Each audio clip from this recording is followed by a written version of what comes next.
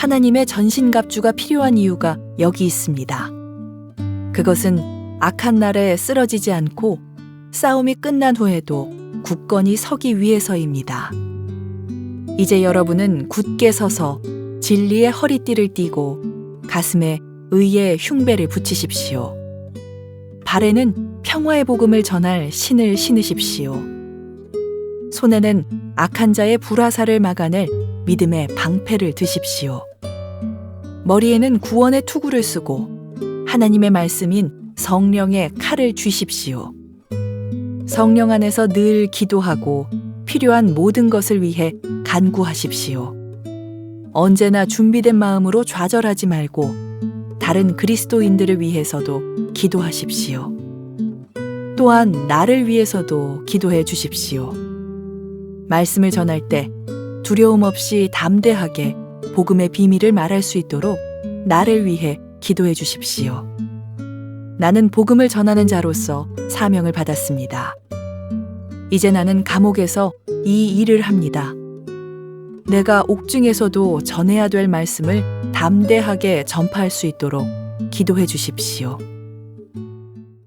자, 우리 가슴에 손을 얹고 믿음을 고백하고 오늘 하나님께서 저에게 주시는 말씀 받도록 하겠습니다. 한번 따라해 주시겠어요? 하나님은 나를 사랑하십니다.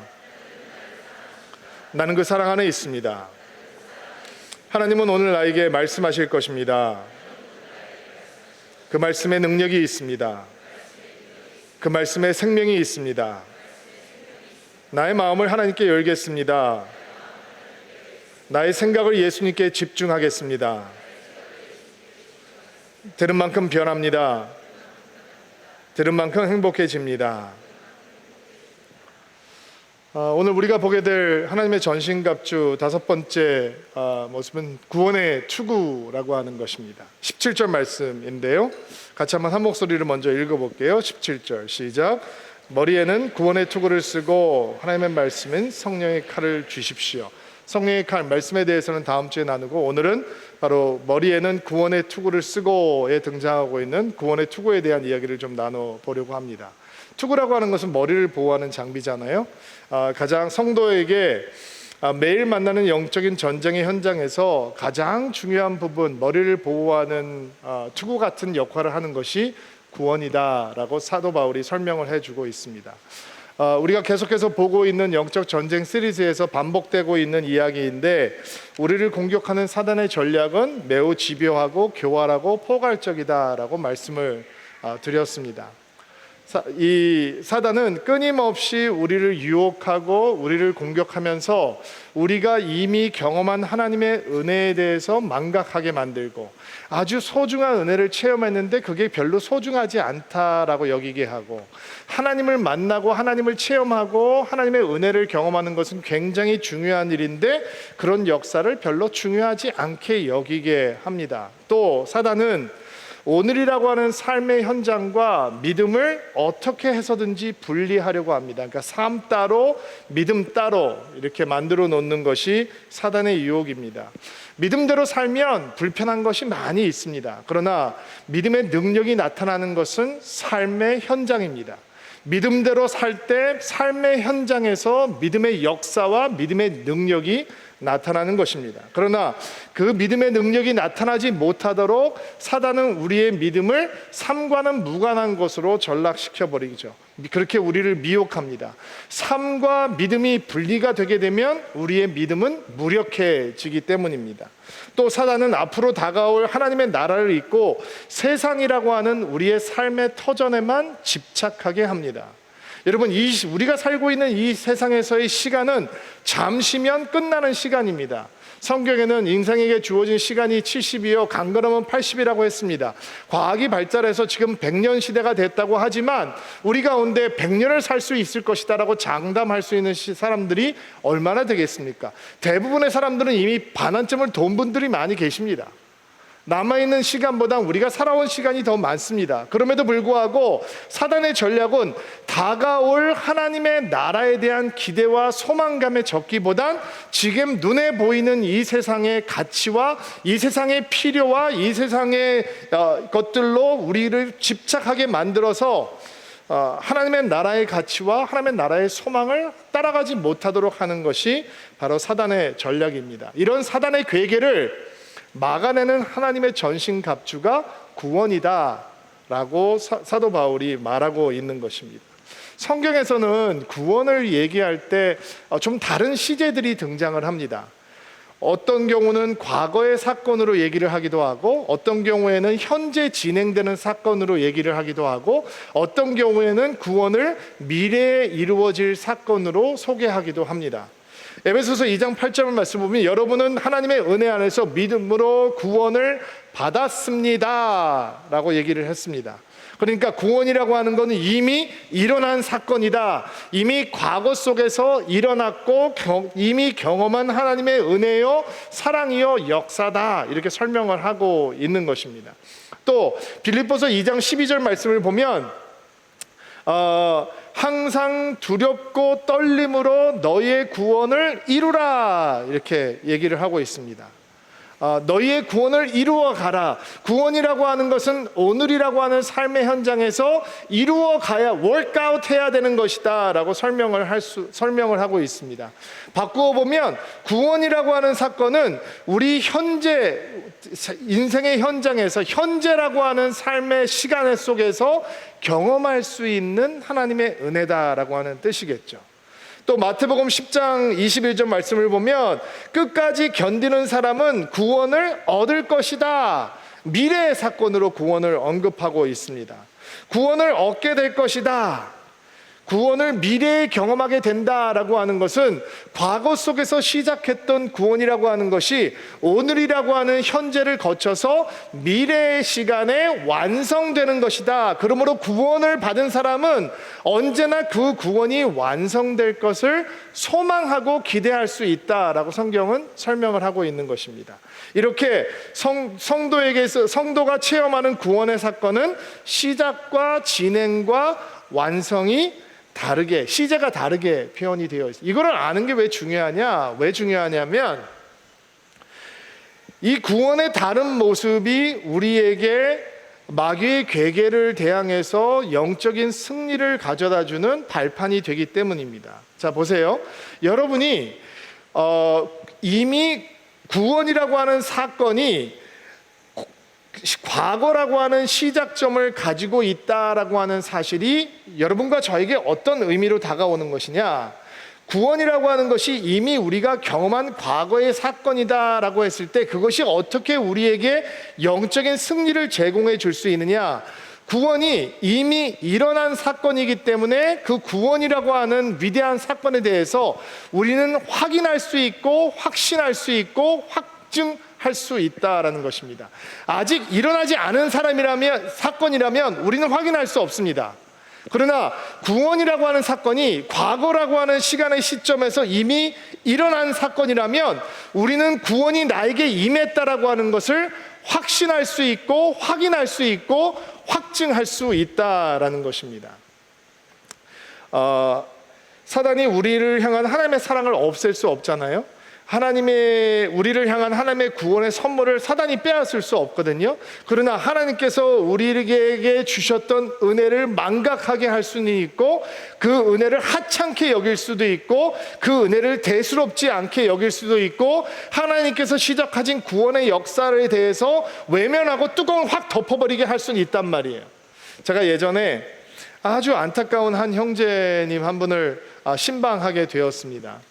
아내는 열심히 신앙생활을 하고 남편은 별로 교회를 좋아하지 않은 그런 가정이었는데, 아내가 남편에게 간곡하게 부탁을 해서 제가 신방을 갔는데 함께 신방 예배를 드리게 되었습니다. 남편은 평생 교회라고 하면 아주 질색을 하는 그런 분이셨습니다. 근데 아내를 사랑하는 마음으로 이제 같이 신방 예배를 드리게 됐는데, 물론 얼굴 표정은 아주 행복하지 않은 표정으로, 내가 지금 당신이 우리 집에 찾아온 것을 굉장히 불쾌하게 생각한다라고 하는 메시지를 그대로 담은 얼굴 표정으로 이제 신방 예배를 시작하였습니다. 그런데 이제 대화를 하다 보니까 어떤 내용을 알게 됐냐면, 본인이 젊었을 때 예수를 믿겠다라고 결단을 하고 예수님을 영접했던 경험이 있다라고 얘기를 하시는 거예요. 미국에서 유학을 하던 시절에 친한 선배의 권유로 빌리그라햄 목사님의 전도 집회를 이제 참석을 하게 되었는데, 설교 말씀을 듣는데 하나님을 향해서, 예수님을 향해서, 그 설교자가 얘기하고 있는 하나님의 사랑, 예수 그리스도의 십자가를 향해서 마음이 열리는 게 느껴지더래요. 그리고 내가 저 하나님을 믿고 싶다 하는 마음이 들더라는 거예요. 그래서 빌리그레암 목사님의 전도 집회의 마지막에는 항상 앞으로 걸어 나오라고 얘기하거든요. 예수를 믿을 사람은 앞으로 걸어 나와라. 그래서 누가 시킨 것도 아니고 선배가 관건을 한 것도 아니고 그냥 자기가 벌떡 일어나서 앞으로 나갔다는 거예요. 그리고 예수님을 영접하는 기도를 본인이 진솔하게 했다는 거예요. 돌아오는 차 안에서도 자기 그 체험을 설명을 하면서 자신도 설명할 수 없는 그런 뜨거운 감동과 마음의 움직임이 있어서 거부할 수가 없었다 간증을 하고, 이런 자리에 나를 초대해줘서 형 너무 고마워 이런 인사까지도 선배한테 했다는 거예요. 여러분 생각을 해보세요. 한 번도 하나님에 대해서 관심을 갖지 않았던 사람, 교회라고 하면 질색을 하고 평생 살았던 사람이 예배에 참석해서 단 한 번의 설교를 듣고 그 하나님을 향해서 마음을 열었다. 여러분, 이런 기적이 어디 있어요? 이런 놀라운 하나님의 은혜가 어디 있어요? 이거는 기적 중에 기적이고 정말 감동 중에 감동인 거죠. 근데 집에 돌아와서 곰곰이 생각해 보니까 마음이 점점 혼란스러워지기 시작했대요. 그때는 내가 뭔가 뒤집어 씌웠던 것 같다, 이런 생각이 들기도 하고, 막 센치한 음악이 나오고, 그 다음에 막 수천 명의 사람들이 앞으로 걸어 나가고, 어떤 사람 막 눈물을 흘리면서 나가기도 하니까 분위기에 좀 이렇게 동요가 돼서 내가 그런 결정을 했나 보다, 분위기에 휩쓸려서 그런 결정을 했나 보다 라고 하는 생각이 들기도 하더래요. 그리고 또 아내를 따라서 교회를 나가려고 하니까 주일날 귀찮기도 하고 늦잠을 좀 자고 싶기도 하고 밀렸던 공부도 해야 되고, 교회를 한두 번 가보니까 목사도 별로 마음에 안 들고 교회도 별로인 것 같고, 이런 생각이 들어서 내가 정신을 차리고 살아야지, 그리고 지금까지 정신을 차리고 살고 있다는 거예요. 여러분은 그 남편의 회심 사건이, 영접 사건이 가짜라고 생각하세요? 그게 뭔가 뒤집어 씌워서, 혹은 그가 얘기하는 것처럼 분위기에 휩쓸려서 그냥 마지못해 그냥 그 앞에 나갔다 온 의미 없는 사건이라고 생각하시나요? 어떤 사람들은 그런 대형 집회에서 결신을 하고 회심한 사람들이 실제로 신앙생활을 하는 게 이렇게 많지 않거든요. 백슬라이딩 하는 경우가 많기 때문에 그런 사실을 지적을 하면서, 그렇게 대형 집회에서 결신을 하고 회심을 하고 영접을 하는 것은 온전한 회심과 영접이 아니다라고 얘기를 하기도 하는데, 그 사람들이 영접을 한 것과 그들이 교회 생활을 제대로 하게 하는 것은 다른 일이죠. 후자는 교회가 감당을 해야 되는 일인 거고, 그러나 그들이 보인 결단을 거짓이라고 과연 누가 단정할 수 있을까요? 성령께서 그들의 마음을 감동하고 그들이 하나님 앞에서 그들의 모습으로 반응한 것을 진짜 영접한 것이 아니다, 회심한 것이 아니다라고 과연 누가 판단을 할 수 있을까요? 성경은 이렇게 얘기하죠. 누구든지 예수님의 성령의 도움 없이는 예수님을 구주로 시인할 수 없습니다. 맞나요?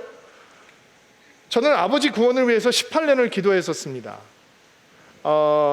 늘 아버지에게 복음을 전하면 절망적이었습니다. 복음을 전하면 늘 논쟁으로, 다툼으로, 말다툼으로 끝나기가 일쑤였습니다. 하나님을 믿으라고, 하나님보러 나를 믿으라고 해, 이렇게 말도 안 되는 억지를 부리는 분이었습니다. 참 마음이 아팠었습니다. 그런데 하나님의 때가 되자 아버지께서 예수님을 믿겠다고 거짓말처럼 영접 기도를 하셨습니다. 물론 암 수술을 앞두고 있었기 때문에, 암 수술장에 들어가기 10분 전이었기 때문에 아마 무엇이라도 붙들고자 하는 마음에 그런 결정을 하신 것이 아닌가 저도 생각을 했던 적이 있었습니다. 그러나 성경은 얘기합니다. 누구든지 예수의 성령으로 말미암지 않고는 예수를 구주라 라고 고백할 수 없다라는 것입니다. 저희 아버님은 투병 생활을 하시느라고 교회도 변변하게 한 번도 다녀보신 적이 없습니다. 그러나 아버님이 돌아가시기 전에 저에게 마지막으로 했던 말씀은 나에게 하나님을 믿게 해 주어서 고맙다라고 하는 말씀이었습니다. 어떻게 그가 그것을 알 수 있겠습니까? 교회를 간 적도 손꼽아 본 적이 없는 분인데, 그러나 그 아버님의 마음속에는 아들이 있는 자에게는 생명이 있고 아들이 없는 자에게는 생명이 없습니다라고 하는 말씀이 견고하게 또리하고 있었습니다. 그분은 교회 신앙생활은 제대로 못했을지 모르지만 그분이 예수를 구주로 고백을 했고 그분은 하나님의 자녀가 되었고 예수를 믿기 때문에 천국에 갈 것을 의심하지 않으셨습니다. 그래서 목사인 아들에게 나에게 하나님을 믿게 해주어서 고맙다라고 고백하실 수 있었던 것입니다. 그런데 그 신방을 받았던 형제님께서는 오래전에 유학 시절에 하나님을 향해서 진솔하게 마음을 열고 예수 그리스도를 영접했는데도 불구하고 왜 당시의 결정이 분위기에 휩쓸려서 혹은 뭔가에 뒤집어 씌워서 그렇게 결정을 한 것이다. 그거는 영적인 사건이 아니라 내가 잠시 착각을 하고 실수를 했던 것이다. 내가 그때는 정신을 잃었던 것이고 정신을 차리고 살게 되니까 내가 교회를 떠나서 사는 것이 나는 맞다. 이렇게 고백을 하는 사람이 되었을까요? 속아서 그렇게 된 거죠. 누구에게 속은 것일까요? 은혜를 대수롭게 여기지 못하게 하는 사단의 속임수에 속아 넘어갔던 것입니다. 영적인 사건을 하나님의 은혜라고 부르지 못하게 하는 아니야 그런 게 아니야. 그 착각한 거야. 분위기야. 감정이야. 너 그때 뭔가에 뒤집어 씌웠던 거야. 그러니까 정신 차려 라고 하는 사단의 속임수에 속았기 때문에 자기에게 믿음이 생겼는데도 불구하고 하나님을 향해서 마음이 활짝 열렸는데도 불구하고 이거는 아니다 라고 스스로 결론을 짓게 된 것입니다. 이게 사단의 전략입니다. 절대로 인간이 스스로 만들어내는 생각이 아니고 참소하고 고발하고 의심하게 하고 오해하게 하는 악한 영들의 전략인 것입니다. 그러나 성경은 우리에게 확신을 약속합니다. 요한일서 5장 13절 말씀 같이 한번 읽어볼게요. 읽어주시겠어요? 시작.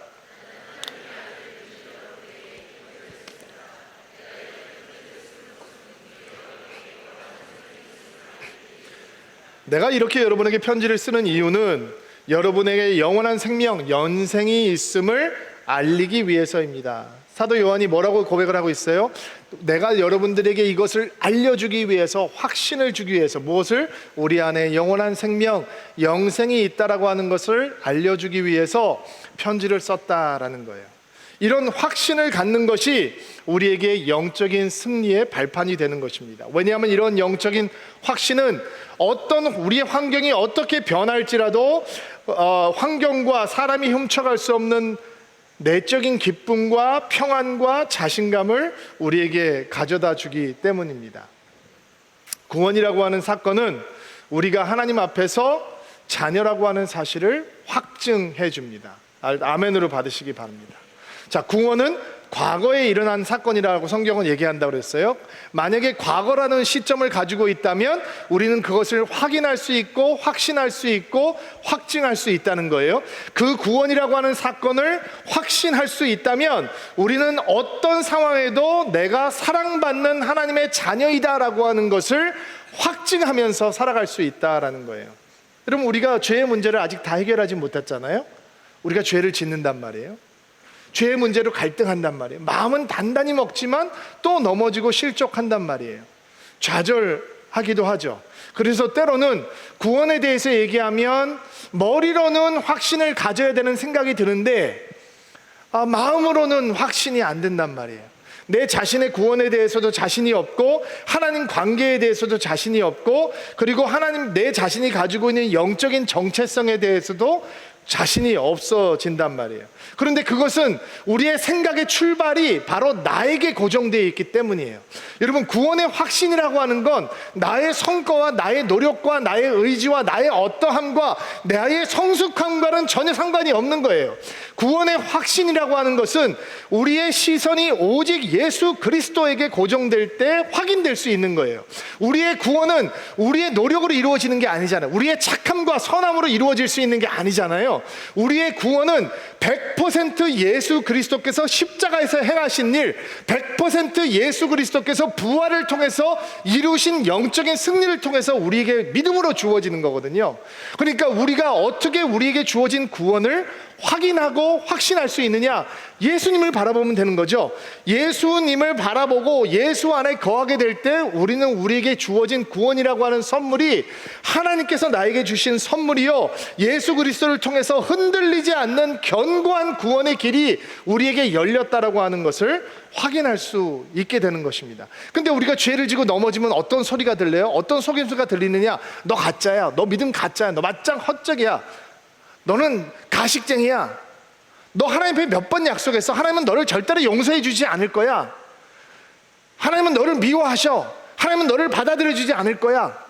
이런 속임수가 들리게 되는 거예요. 그러나 구원이라고 하는 사건이 과거의 시대 속에서 일어난 사건이라면 우리는 그 구원을 확인할 수 있단 말이에요. 확신할 수 있단 말이에요. 증거할 수 있단 말이에요. 그게 구원이라고 하는 것이 마귀의 계계를, 마귀의 속임수를 대적하는 투구가 될 수 있는 이유예요. 자, 여러분에게 구원이라고 하는 사건이 과거에 일어난 사건입니까? 그렇다면 여러분의 삶이 아무리 힘들고 어려워도, 여러분이 조금 미성숙해서 자주 넘어지더라도, 아직 여러분 안에 해결되지 않은 죄의 잔상이 남아 있더라도 여러분은 구원받은 하나님의 자녀다라고 하는 확인을, 확신을, 확증을 오늘 할 수 있다라는 것입니다. 만약에 내가 나만 쳐다보고 살면 그 확증이 불가능하지만, 우리가 예수 그리스도를 바라보고 예수 안에 있는 우리 믿음을 통해서 우리는 그 구원의 확신을 가질 수 있다라고 하는 것입니다.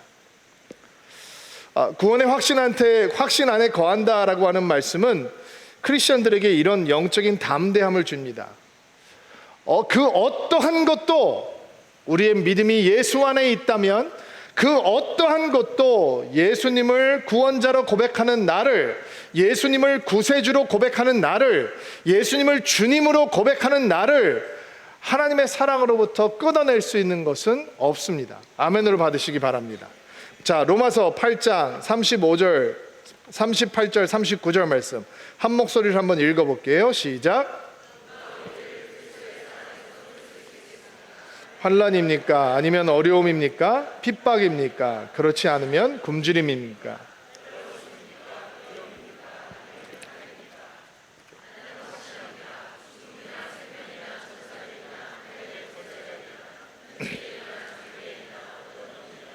가장 높은 것이나 깊은 것이나 그 밖에 어떤 피조물이라도 우리를 주 예수 안에 있는 하나님의 사랑에서 끊을 수 없습니다. 그러니까 아무것도, nothing, 아무것도 우리를 하나님의 사랑으로부터 끊어낼 수 있는 것은 없으니까 우리는 하나님을 사랑한다 하면서도 죄짓고 실족하고 넘어지지만, 그것 때문에 하나님을 향해서 하나님을 등을 돌리고 떠나는 것이 아니라 오히려 그렇게 실족하더라도 늘 일어나서 하나님의 품을 향해서 달려갈 수 있는 인생을 살 수 있는 것입니다. 아멘이죠. 구원의 확신이란 여전히 남아있는 죄의 문제 때문에 하나님으로부터 양심의 가책을 받고 멀어지는 삶이 아니라, 여전히 남아있는 죄의 잔상에도 불구하고 다시 하나님을 향해서 언제든지 달려갈 수 있는 영적인 담대함을 소유한 삶을 구원의 확신의 삶이라고 얘기할 수 있을 것입니다. 그 구원의 확신이 우리에게 가져다 주는 것이 영적인 승리라는 것입니다. 이런 승리가 여러분 가운데 있게 되기를 주의 이름으로 축복합니다. 이 구원의 확신이라고 하는 구원의 투구를 쓰고 우리는 죄악과 전쟁을 벌이며, 때때로는 넘어질지라도, 때때로는 죄의 마음을 아프게 할지라도 하나님의 사랑을 향해서 늘 달려갈 수 있는 하나님의 자녀됨의 권세를 누리면서 살아갈 수 있는 것입니다. 자, 두 번째로 구원의 시제를 말할 때 구원은 현재 이루어지는 사건이다 라고 얘기를 한다라고 얘기를 했죠. 그 두려움과 떨림으로 구원을 이루라. 구원이라고 하는 것은 과거에 시작된 하나님의 은혜이지만 오늘까지 이어져서 지금 당장 체험할 수 있는 하나님의 은혜가 된다라는 것입니다. 구원을 단순히 미래적인 사건으로만 이해한다면 우리는 앞으로 죽어서 주님을 만날 때 그 의미를 찾으려고 하겠죠. 그러나 구원이라고 하는 게 오늘 경험하게 될 사건이라면 이 의미는 무엇이냐? 여러분, 구원이 얼마나 강력한 사건이냐면 우리의 영혼을 바꿔버리는 거잖아요. 우리의 영혼을 완전히 바꿔버리는 사건이거든요. 그렇다면 구원이 그렇게 강력한 하나님의 사건이라면 나의 오늘도 구원 때문에 바뀌어야 된다라는 것입니다. 우리의 영원, 아직 만나보지 못한, 끝나지 않는 그 엄청난 영원이라고 하는 시간이 하나님께서 베풀어 주신 구원이라고 하는 것 때문에 변했다면 나의 오늘, 그 영원에 비하면 너무도 짧은 오늘이라고 하는 시간 또한 그 구원이라고 하는 역사 때문에 바뀔 수 있어야 된다라는 것입니다. 제가 좀 부끄러운 간증을 하나 하겠습니다. 제가 어렸을 때 컨닝을 참 잘했습니다. 사실은 컨닝을 잘하는 것보다 더 큰 문제는 성적을 잘 받을 수만 있다면 조금 속이고 남의 답을 훔쳐보는 것이 전혀 나쁘지 않다라고까지 제가 생각을 했었습니다. 공부는 잘하고 싶은데 능력은 부족하고 많이 게으르다 보니까 컨닝하는 기술이 늘어갔던 것 같습니다. 그런데 미국에 가서 공부를 하면서도 기발하게 컨닝하는 아이디어를 제가 생각을 해냈습니다. 제가 영어를 잘 못할 때였으니까 시험을 보러 들어가면 영어 사전을 선생님들이 가지고 들어오게 해줬거든요. 모르는 단어를 찾아야지 제가 시험을 볼 수 있으니까.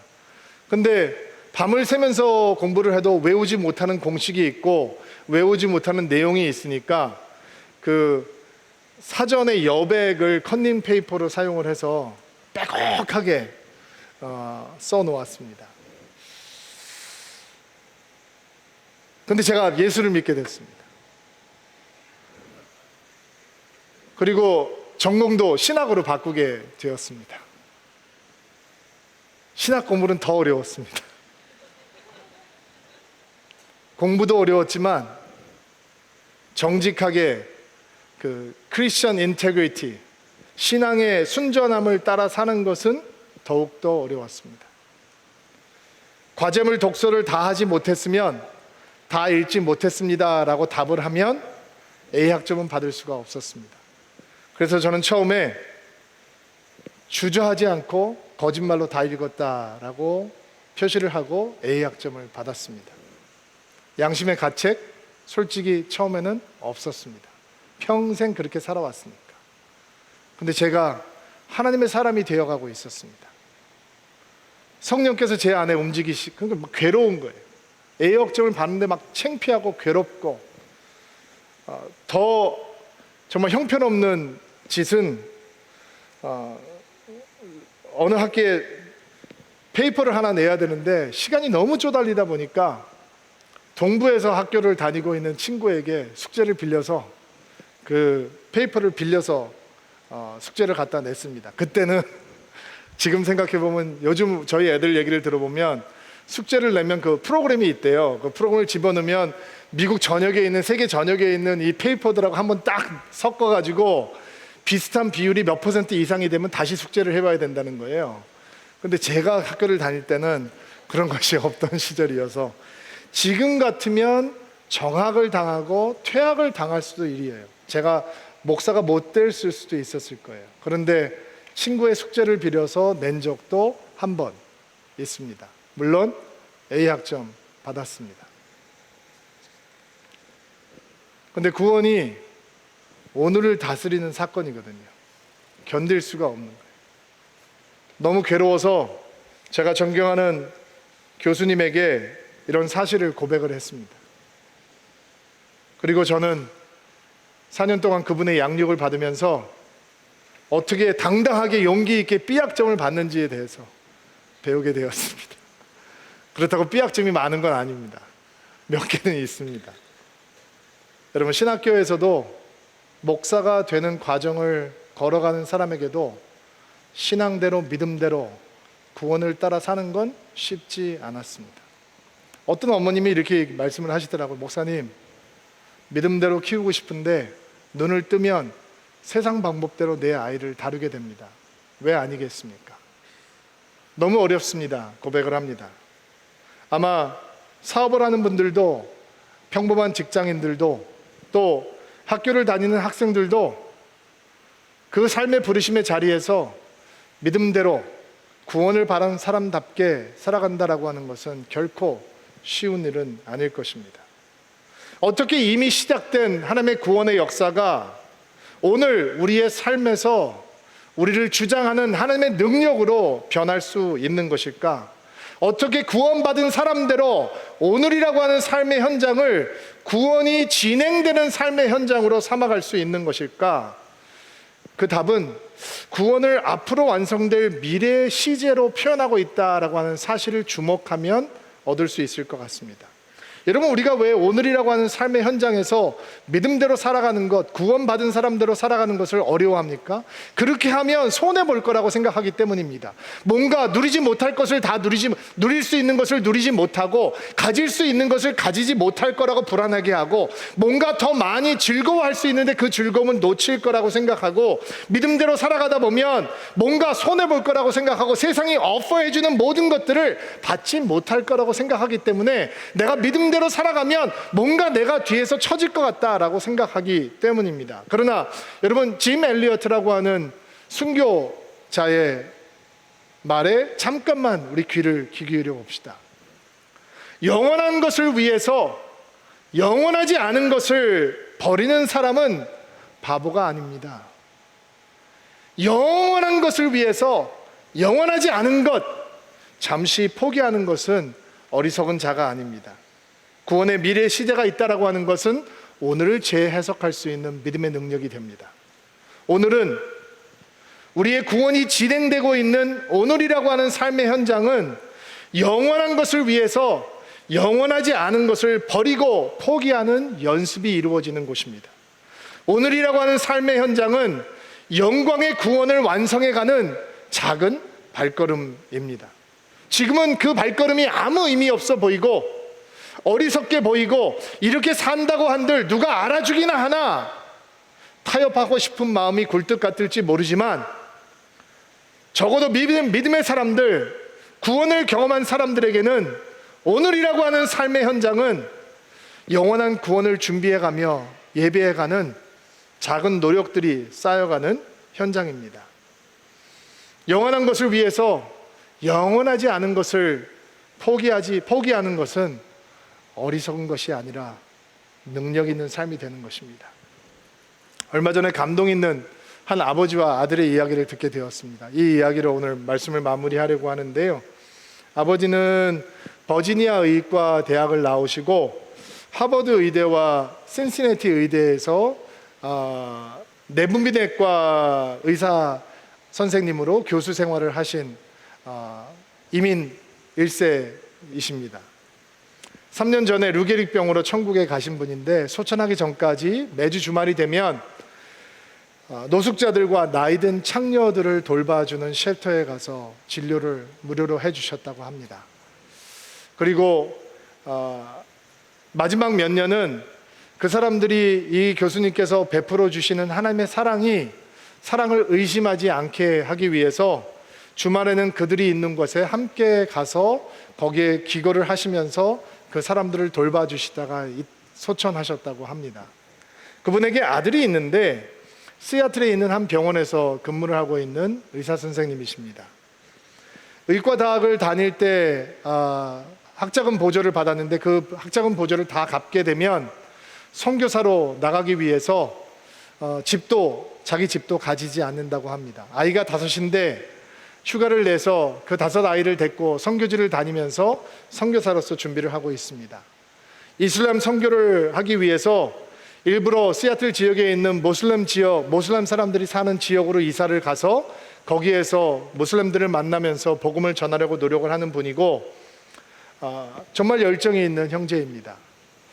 얼마 전에는 다른 주에 있는 어느 아빠와 아이가 시애틀에 있는 병원에, 그가 일하는 병원에 수술을 받으러 오게 되었는데 집안 살림이 넉넉지 않아서 비행기를 타고 오지 못하고 자동차를 운전하고 며칠을 걸려서 수술을 받았다고 합니다. 근데 워낙 큰 수술을 받았기 때문에 아이가 다시 드라이브를 하고 집에 돌아갈 수가 없어서 비행기를 타고 돌아가야 했기 때문에 이 사람들을 아버지와 아들을 비행기로 보내놓고 자기가 직접 일주일 휴가를 내서 이 사람들이 타고 온 차를 그 집까지 운전을 해주고 거기서 며칠 머물면서 이 아이를 케어해주고 간호해주는 삶을 살았다고 합니다.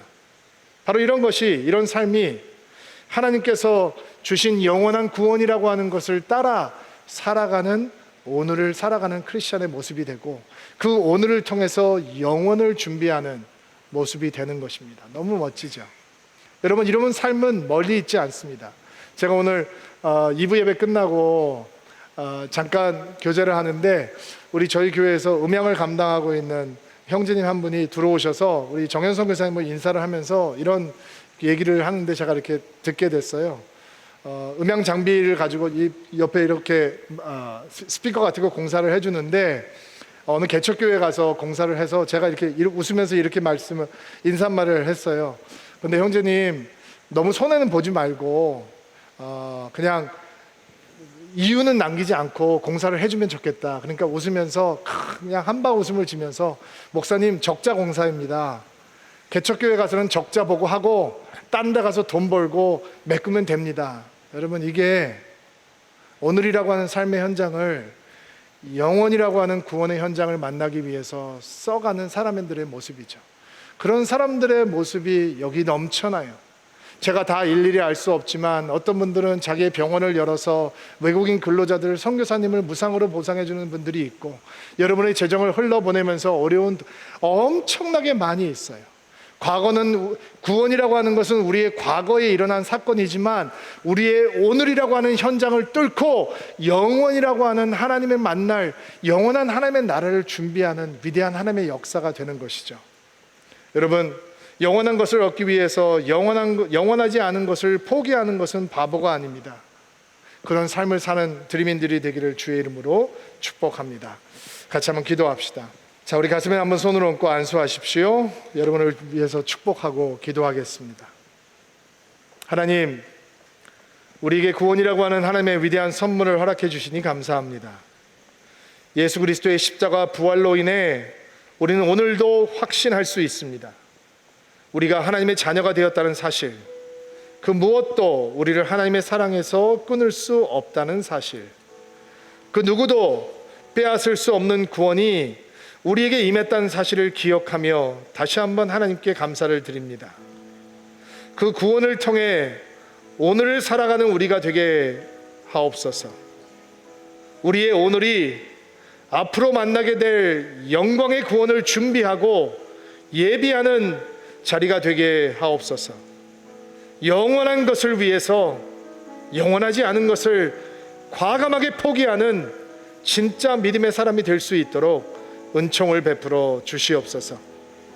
가슴에 손을 얹고 안수하며 기도하는 드림인들을 축복합니다. 이번 한 주간도 예수님과 동행하게 하시고 삶의 자리에서 예수의 이름을 부를 때마다 기적이 일상이 되는 능력의 인생이 될 수 있도록 축복하여 주시옵소서. 예수님의 이름으로 기도하옵나이다. 아멘.